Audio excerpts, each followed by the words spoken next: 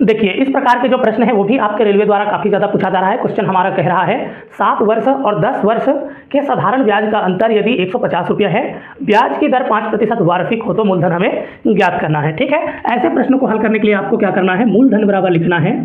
मूलधन बराबर क्या है, ब्याज का अंतर, ब्याज का अंतर गुणा 100 और नीचे में कर देना है दर गुणा समय का अंतर। समय का क्या है, अंतर। देखिए ब्याज का अंतर कितना दे रखा है, 150 दे रखा है, गुणा कर दूंगा कितना, 100।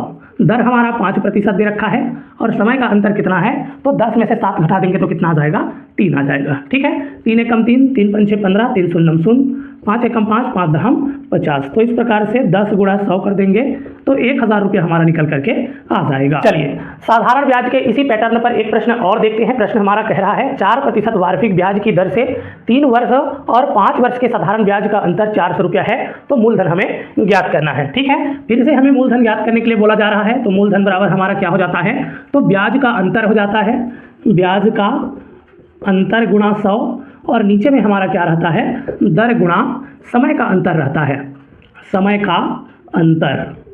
ठीक है, ब्याज हमारा कितना दे रखा है, 400 रुपया का अंतर है, गुणा करके 100 लिख देंगे। दर हमारा 4% है और समय का अंतर कितना है, 2 वर्ष है। ठीक है, देखिए 4 से मैं इसको कटाऊंगा तो ये 100 बार में चला जाएगा, 2 से मैं इसको कटाऊंगा तो 50 बार में चला जाएगा।